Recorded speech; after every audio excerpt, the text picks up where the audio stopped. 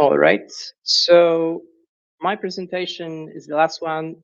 It's already evening in Poland, so I hope it's not going to be very hard. I think it's rather easy one. It's about the concept, not like more like a code. And the thing that I'm going to talk about is how we structure Elixir code internally. And I just want to say something at the beginning. We'd love to hear your voice in this topic because we still are trying to find the best solutions here.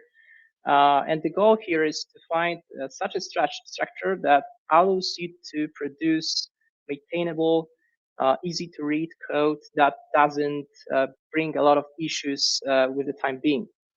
And in order to show you an example, I actually went through the Phoenix context documentation uh, and created a sample application that you can create during this, let's say, tutorial.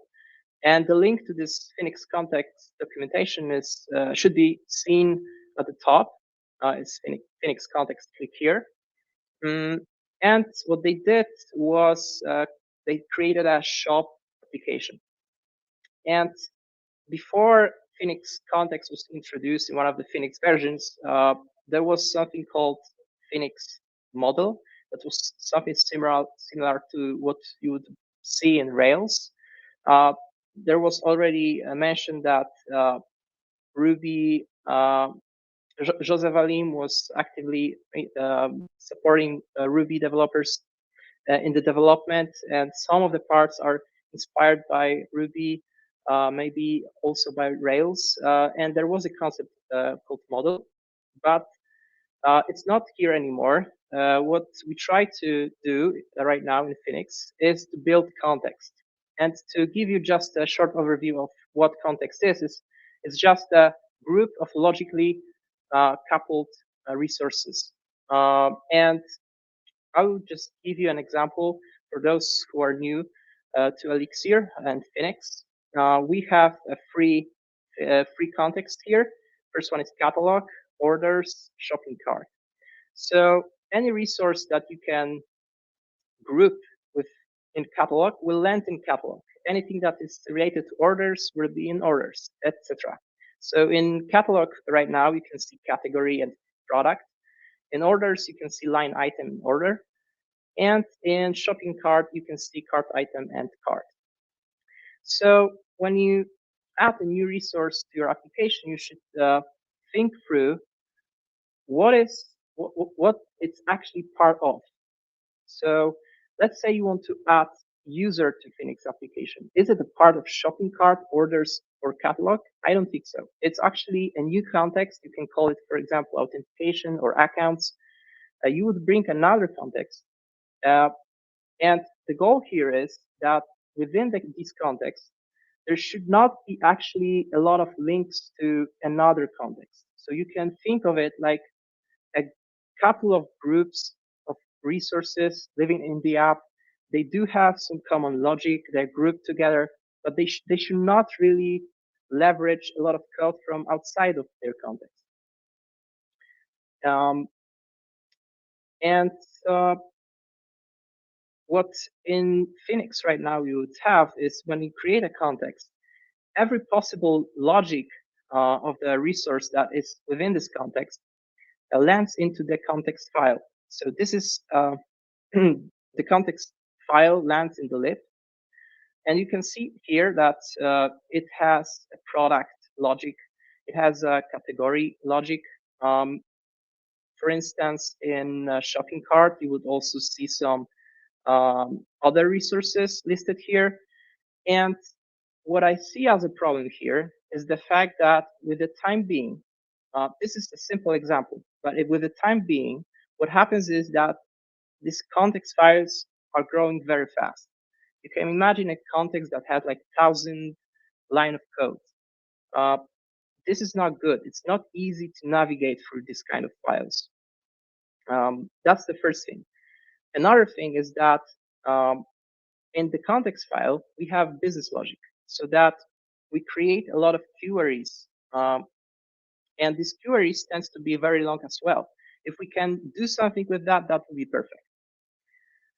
So in each of the contexts, we have a resource module. That's how I call it. So what we do here is we define a schema and change that. And ideally, I would say that this module should not have anything more than schema and change set. It can have multiple change sets, but I would say that it's okay to bring more things into it. So wrapping up, we have a context that groups some resources, and this context tends to grow fast. We want to solve this issue somehow. Now, there is also another thing I'd like to discuss. I'll just give you all of these, let's say, recommendations or all the things that we do in Curiosum to not end up in a situation where it's very hard to maintain the code. So I have a shop refactored project here, which is actually um, the same project, but I refactor it in a way that I would do it now. Uh, let's maybe start with router. So I'll open a router here as well. This is the router from the not refactor project, and this is the one in refactor project. What I changed here is I added the scopes so that these routes defined in here are right now wrapped within a scope. So you can clearly see what context they relate to. So you can't see this kind of code if you use Phoenix generators, because in this not refactor project, I used only Phoenix generators. This is code being generated by Phoenix. Here, I try to wrap everything within a context so that these controllers, it's straightforward to which context this controller referred to. But when Phoenix constructs, when Phoenix tries to reach to a given controller for a given route, it tries to concatenate the scopes we have here, as well as the controller itself.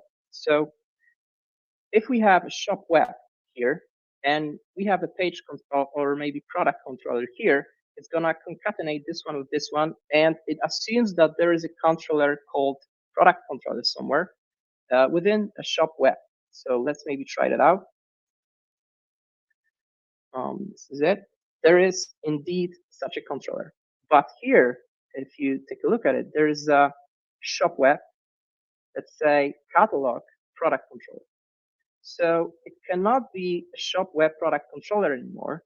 And that's actually fine, because if you take a look at what Phoenix generated in this normal generator process, is that it put all of the controllers inside of the controllers folder without trying to create a separate folder for each context. So I refactor it in a way that right now within controllers, we have a couple of contexts, and here is the catalog product controller.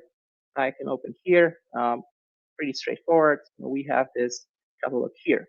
So that's the first thing, the level of controller and route. Moving on, what is the purpose of the controller? From my perspective, in controller, you should only prepare data that then should be rendered somehow. And what I see, maybe not very frequently, but frequently, is that people try to put logic into controller so that the context that was supposed to hold the logic now is not responsible for logic, but controller takes over some of the parts. I would say it's a very not good idea. And if you want to have clear, maintainable code, do not do this. Whenever you try to run a business logic, use context. And here is a very simple example, also generated by the Phoenix context generators. And it actually works like this. So you only use the catalog context to interact with the data, to interact with the business logic. And that's the goal here. Do not put a lot of do not put logic, something that should land in context, into controller. And then here comes the more, let's say, important part and harder path, which is context. So let's maybe jump back to, um, let's maybe do this way. I'll open a catalog that is refactored, and I will open a catalog that is not refactored. And I'll give you step by step the list of instructions, let's say, how to change it to the way we do. I said that context tends to grow fast. And I've been thinking what we can do to actually not have a one file that holds everything, the whole logic of every resource that is defined within this context. So here you would have a bunch of functions related to product. Maybe that's not a best example. Let's maybe go to orders.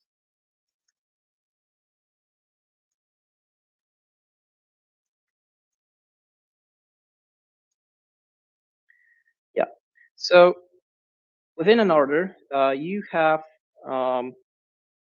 you have some resources, and you can see that you have the functions here for line item as well as order, and I think that's it. So let's say minimum 2 resources included in this context. You would have to really be careful with defining these functions to clearly set the boundaries on where one resource functions are being declared and one where the other resource functions are being declared. So you can use comments or something like this, but if you add another function for a line item, it would be nice to actually put it in a place where it's not mixed with orders functions. That's I would say one thing. Um,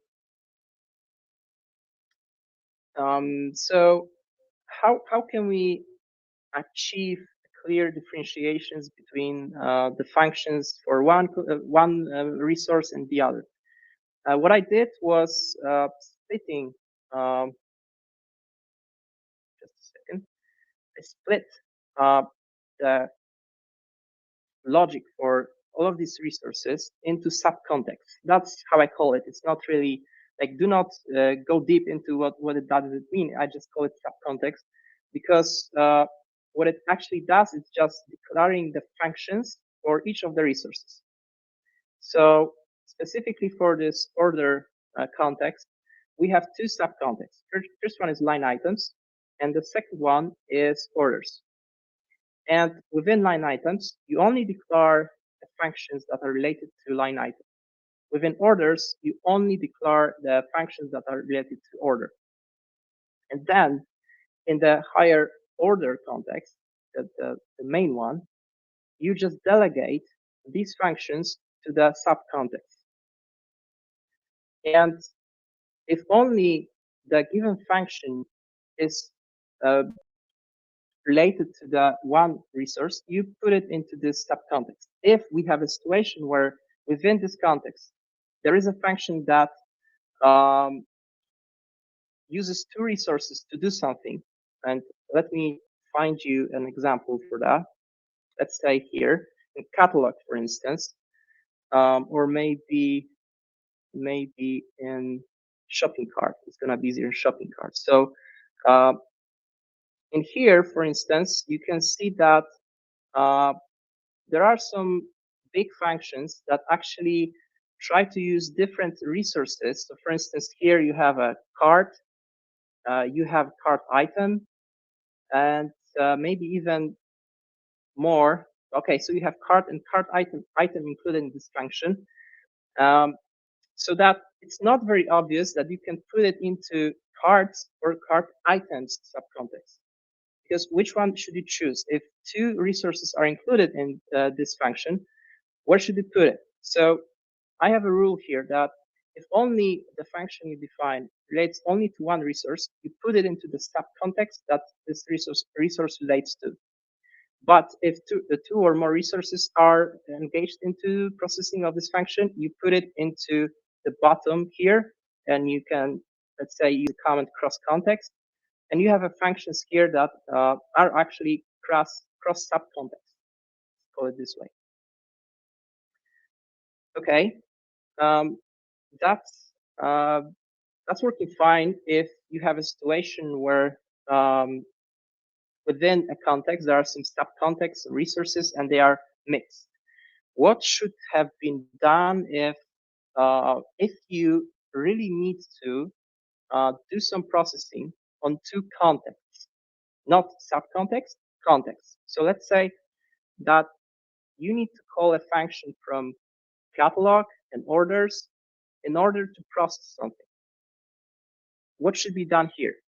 So this is another case. The goal here is to not link too much between contexts.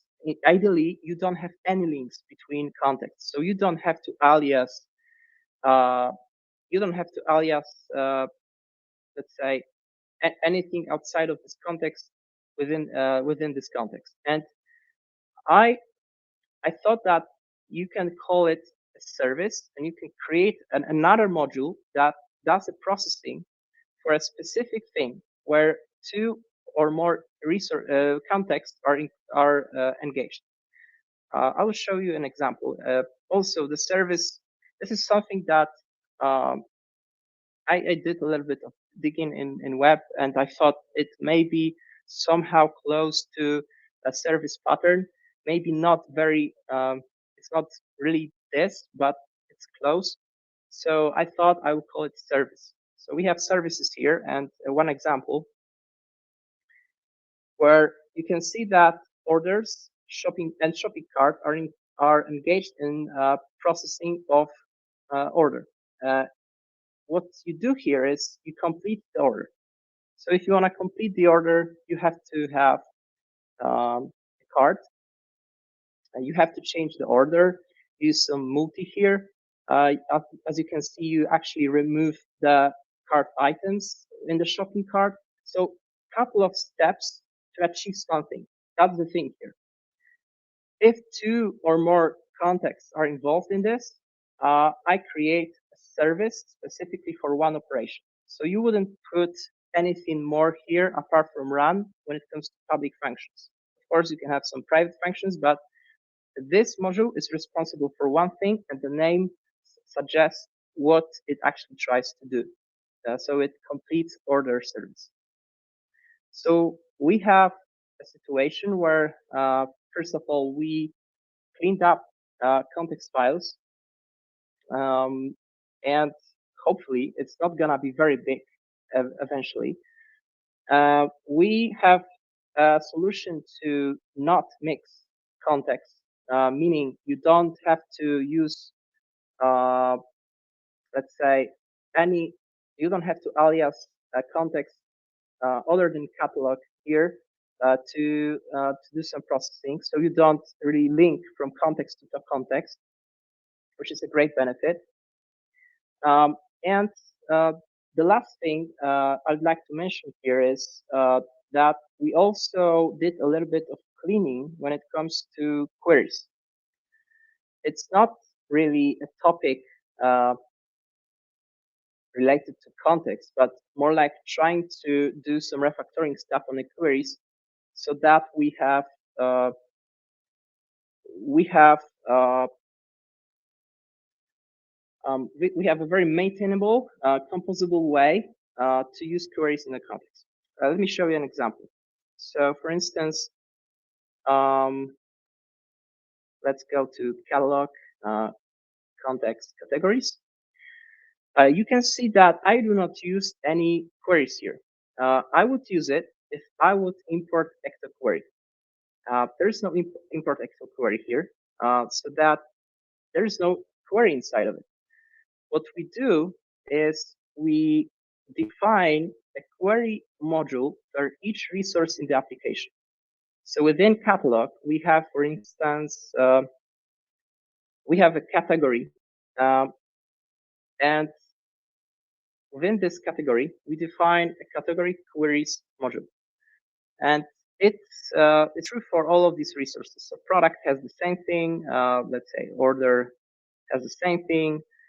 for each resource within a context, we have a specific folder that holds this queries code. And here we put any possible queries that relates to categories. So if you want to return a category, you put code here. I want to show you an example where we actually have, I want to find this, okay, here. We have one function here, and I don't want to go very, very deep into how it works and what is the concept. So I'm gonna paste another link here, just for you can check it out later on. We have also a blog post about it on our webpage.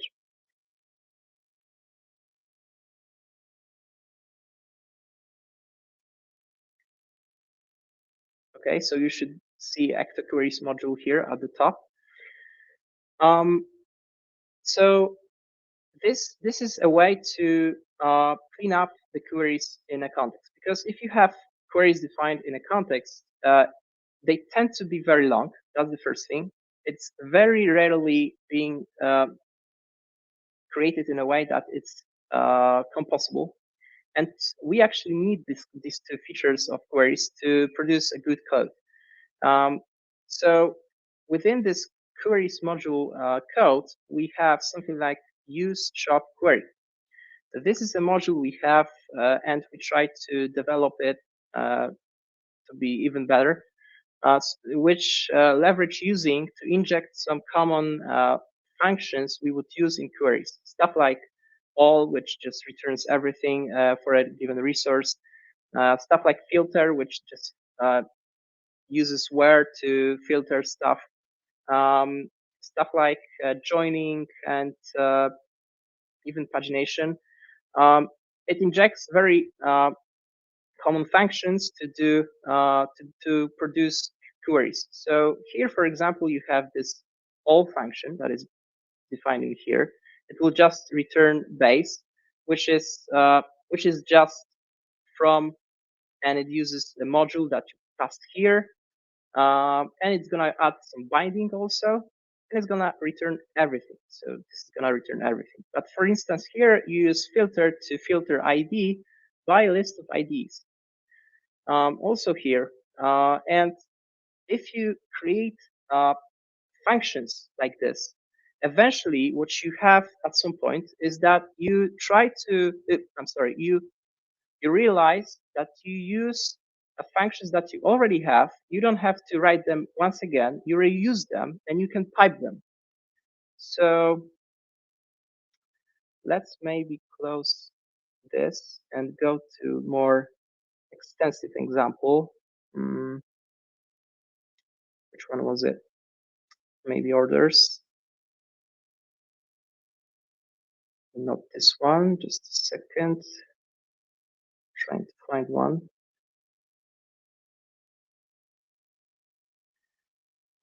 Here. Also, oh yeah, this one. So you can see that you can pipe these to produce one query that you eventually need. And with your, let's say, your work in this query module, I mean, the more work you put in here, the less you have to spend on writing queries later on. And it's very easy to compose these queries. It's easy to refer to them. You have some bindings here. For instance, joining two items is as easy as this one. We plan to also include it automatically here. It's a very convenient tool to reduce the amount of code you have to write for queries. So this is almost everything. There's one more thing that I figured that might be worth adding also to, let's say, the way we do Elixir Phoenix project. For instance, order. Well, maybe not this one because this is from the not refactored code. if you want to use type specs properly, you're gonna define a type within the resource module. Okay, and you can just define it in here with all of the columns it has, but I've seen a resource modules that has like 30 columns inside, and this file tends to go bigger and bigger because of that, and it's very hard to scroll in it. It's very hard to navigate in it because you have a lot of code that you don't really need at a given point because you just want to go into change set, for instance. So I thought that it's nice to also refactor it in a way that you just also include here another file, which is called order type order type spec, where you define a type and you just include it this way. So yet another thing to make resource modules cleaner. And eventually, if you have this, you have just a schema and change set, you have a very clean and clear resource module. All right.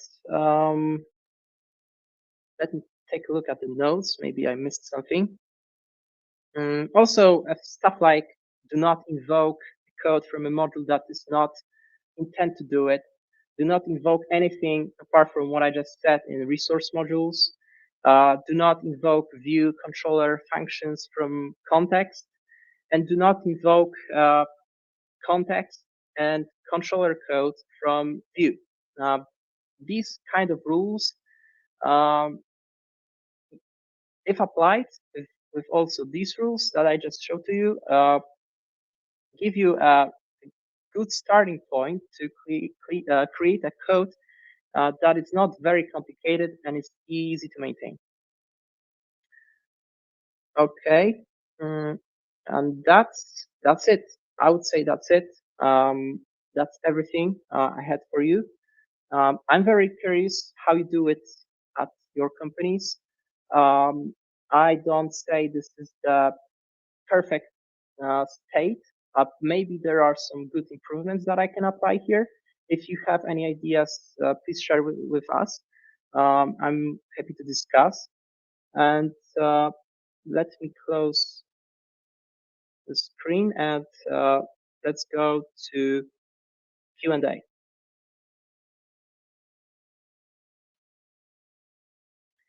Okay.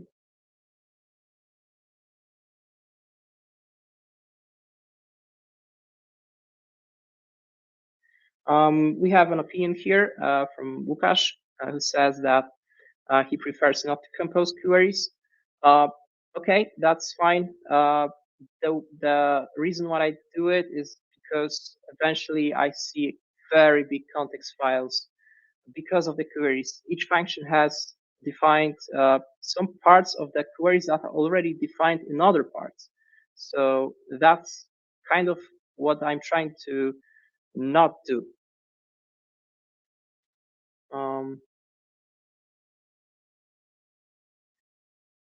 Maybe let's try to. We find composing queries to be the way to go when it comes to following the drive principle.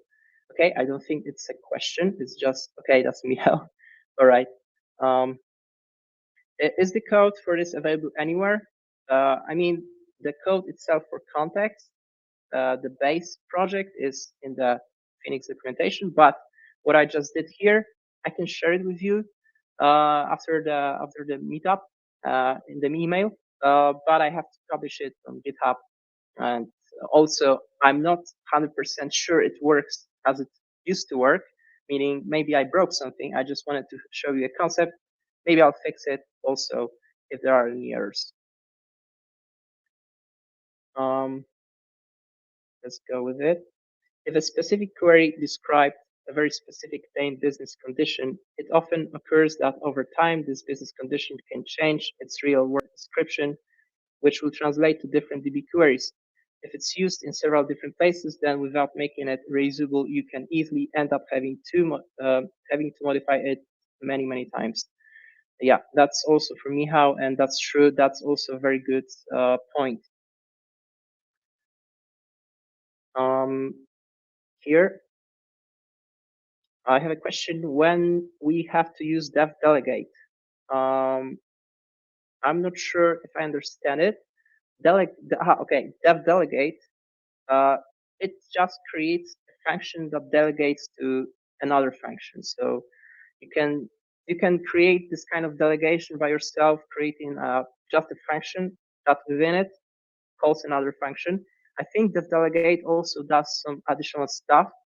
I'm not 100% sure what type of stuff, but we use this dev delegate uh, here in this context, higher order context, because in the end, outside of this context, we only communicate with the context, not subcontext.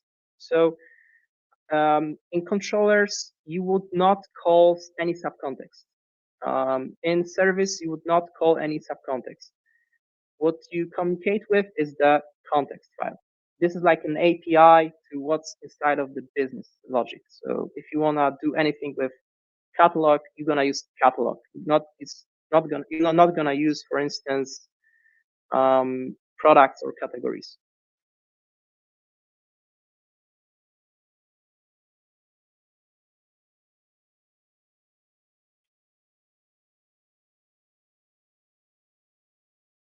Can you please brief on Ectomulti? If I understand it right, you just like to have more info on it. So Ectomulti is used whenever you want to create a transaction. It's a great tool that allows you to list the steps that should be invoked in DB.